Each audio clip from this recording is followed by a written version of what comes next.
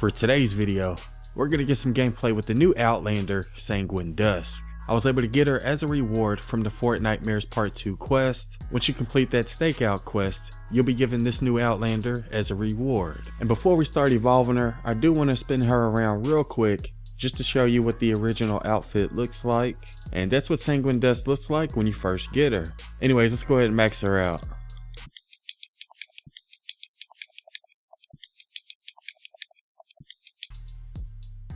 Oh, so apparently you get wings after you evolve her once. I don't think anything else changed on her outfit, but here's what the wings look like.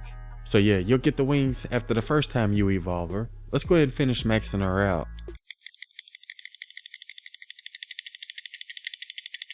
Alright, so we just maxed her out, and the only thing that we got were her wings. Not too many heroes in Save the World have wings. I believe the only heroes that do have them are the Valentine's heroes, Love Ranger Jonesy, and Snuggle Specialist Sarah. But yeah, I think her wings look pretty cool. Let me know what y'all think about them in the comments below. But yeah, this is what she looks like when she's fully maxed out to level 50. And since the Sanguine Outlander is a completely new subclass of Outlander, I am going to go ahead and run through her perks and show examples of them. If you'd like to jump straight ahead to the gameplay, then just skip ahead to the time that you see on the screen now. Her three main abilities are Shock Tower, Phase Shift, and Anti-Material Charge. She also has Focus Acquisition as well as Loot Llama.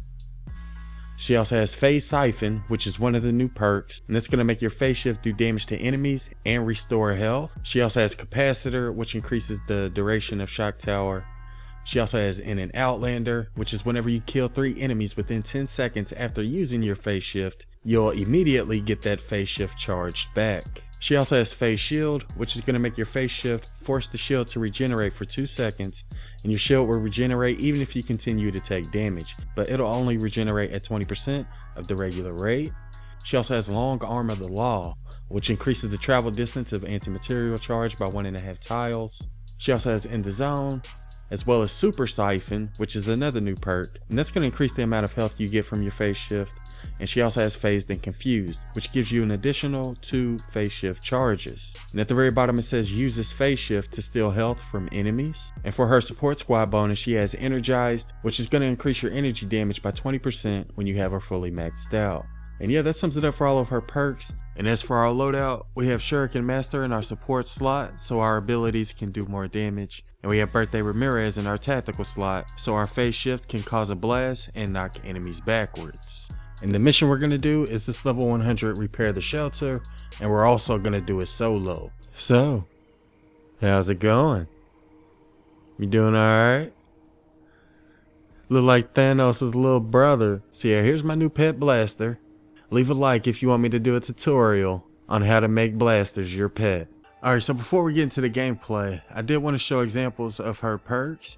And the first one we're going to take a look at is her Anti-Material Charge. It uses a total of 30 energy, and the cooldown is 12 seconds. So it does travel a little bit further than some other Outlanders. Let's see how much damage our Anti-Material Charge does against this blaster. Not a whole lot. Definitely not as good as some other Outlanders' Anti-Material Charge. And her Anti-Material Charge is going to be good against Riot Huskies, because you can punch them through their shield, knock them back, and do more damage to them. Next up, we'll take a look at her Shock Tower, and that also uses 30 energy. And that only lasts for 4 seconds, and the cooldown is 20 seconds.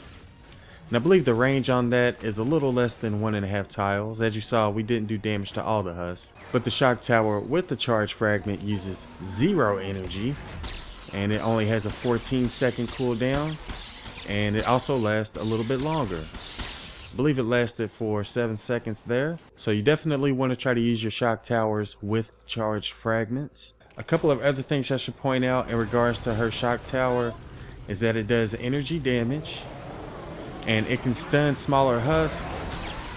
And you see right there, there's a bunch of stars above their heads. And it can also stun bigger husks if it hits them multiple times.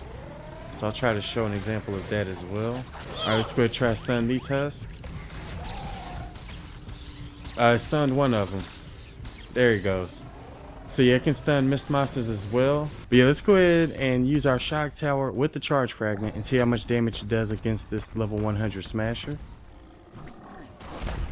Here we go. See how much damage it does. Oh, did it just stop? Wait, what just happened? Let's go ahead and use another one. I don't know what happened right there, but you see how much health we took away with the first one? Let's go ahead and use another one and see what happens this time.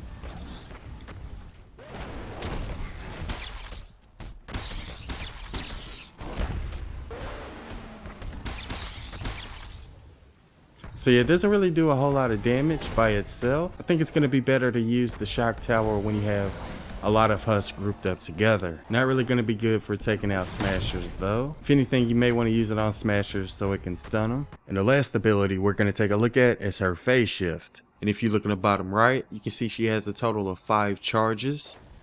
And the cooldown for each of those are 8 seconds. And they also each use 10 energy. And every time you use your phase shift, it's going to increase your movement speed for 3 seconds. And this is how fast she normally runs. And this is how fast she runs when she uses her phase shift. As you can see, it's a little bit faster. And it only lasts for 3 seconds. If you get 3 kills within using your phase shift, it'll grant you another phase shift charge immediately. So you won't have to wait for that cooldown to finish. We're going to go ahead and try it now.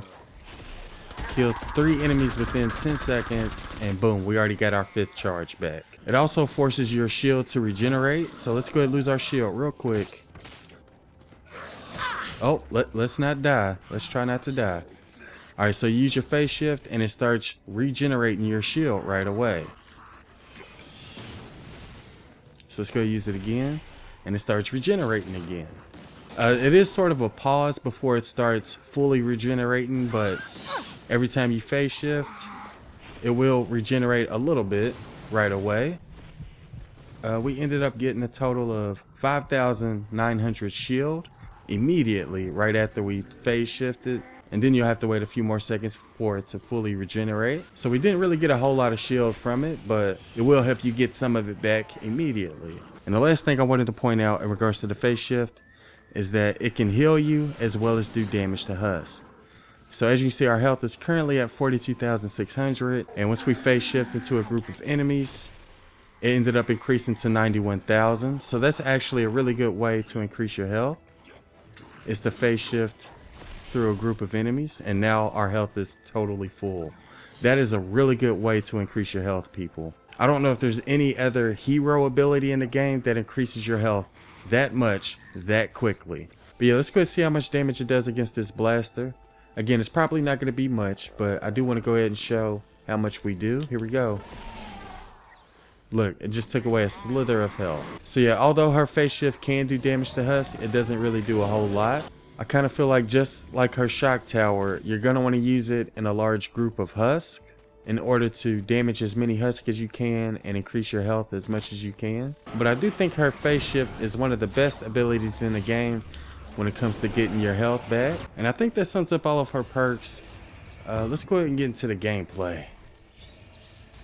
Oh, now we got the galaxy skin. Oh, wait, oh, we just looked so cool there for a second. Oh man, I don't know how we did that. Can I do it again? It looked really cool though. I kind of wish it would have lasted longer. What is he doing to the blue glow siphon? What are you doing, Taker? Get away from there. He trying to put blue glow in the blue glow siphon. Wait, why is he not attacking me? Must be one of Sanguine's hidden abilities. Alright, here we go. In terms of weapons, I don't think it really matters which weapons you use. Oh, we got fire. Let's go use the snowball launcher. But I feel like she may be good with rocket launchers as well as short range weapons like melee and shotguns, since you can teleport in and out of trouble quickly. I feel like those are going to be some weapons you may want to use while playing with her. But again, it doesn't really matter which weapons you use. But for this one, we're going to be using the snowball launcher and this vendor tag slammer. A little help here. Let's go ahead and use our shock tower. And we may also use our room sweeper. I'm down. We do have like a few charges, so our shock tower is going to last a little bit longer than normal. Man, that hurt. Spotted. And let's go ahead and get Uncle. All right, back in action. But yeah, like I said, I do feel like she's going to be one of the best heroes when it comes to movement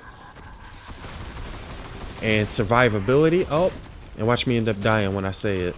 Let's go use a shock tower. And one of our turrets. Oh, we got smashers everywhere. Oh, man. Oh, and we have a mini boss. Oh, we have to be careful, people. They're about to destroy some stuff. Let's use another shock tower if we can. His health is halfway gone already, though, which is pretty good. We got tank, frenzied, building blocker, damage pulse. We just need to try to be careful here because, oh man, we can't rebuild this. But yeah, because her phase shift is really good when it comes to getting health with mobs of regular Hus, but it's not really good for getting health against mist monsters, mini bosses. So you do have to be careful when it comes to the mist monsters. Can't really regain your health like you can with the smaller Hus. But yeah, we survived the mini boss, thankfully. Let's go ahead and use another shock tower and take out this smasher. I'm down. I think the way you're gonna want to use her is you're gonna want to teleport, try to get kills, teleport, try to get kills. And you're going to want to do that in large groups of regular Hus. And you're also going to want to use your shock tower in large groups of regular Hus. Oh man, that hurts. It's not really a large group, but we'll go ahead and use it right there. 60 seconds until shelter online. And we should probably go get our defenders. Let's go ahead and get them real quick. But yeah, obviously she's not the best Outlander when it comes to doing damage with your abilities. And she's not the best when it comes to farming. But she is one of the best heroes when it comes to movement. And I also feel like she's one of the best heroes when it comes to regaining your health. A couple of other heroes that allow you to regain your health through their perks is Blitz and Base Kyle, whose base can heal you, but it doesn't heal as much as her phase shift can. Survivalist soldiers like Love Ranger Jonesy has the survivalist perk that can heal you whenever you get kills with ranged weapons. And Alchemist Ninjas have a tactical slot bonus that'll give you health whenever you get a certain amount of hits with the melee weapon. But none of those heroes' perks heal you as much as Sanguine's phase shift can heal her.